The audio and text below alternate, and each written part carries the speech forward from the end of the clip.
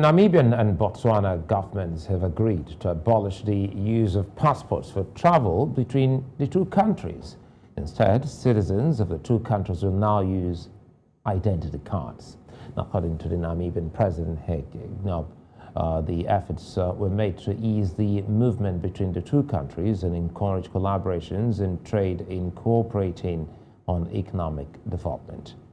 Joining me is Andrew Maramwidze, a journalist based in Botswana, to speak on this development. Andrew, thanks for your time. Now, how have the citizens of the two countries reacted to this new development?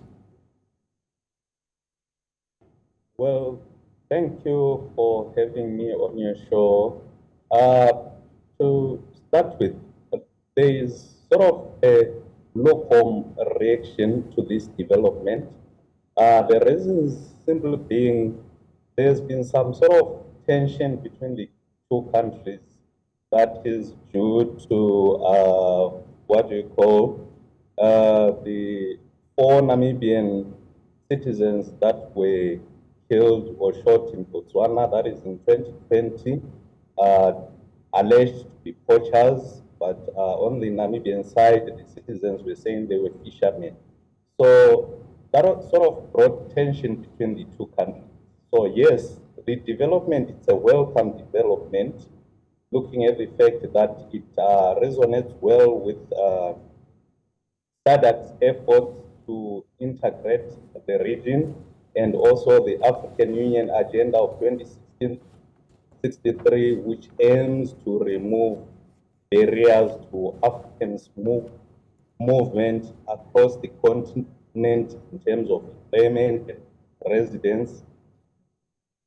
So, well, Andrew, let me jump in here. Now you're talking about movement. Many are wondering across the continent, especially around the southern African region, the impact this policy will have on trade between both countries, particularly small businesses and traders. Yes, it is expected to have possible a good impact, because remember, Botswana has been relying heavily on South Africa for their inputs which come from overseas. They've been getting those mostly through the Durban port, but Namibia has got also Walvis Bay, and there is a corridor between the two countries which is called Trans-Kalahari Corridor, a road that has been constructed to ease business. So we are hoping that with this ease movement of people between the two countries, we will see an uptick or an increase in the utilization of Walvis Bay corridor. The small business people, some of them have been importing vehicles through Durban and for resale in the country. So we are hoping we will see maybe an increase of people using that corridor in terms of cars that have been imported from UK and other overseas countries. So Andrew, before I let you go, let's look at the existing tensions between both countries over poaching issues. Now, we understand there's been incidents of shootings between citizens. So is there a possibility that this policy decision can have any positive effect on that issue?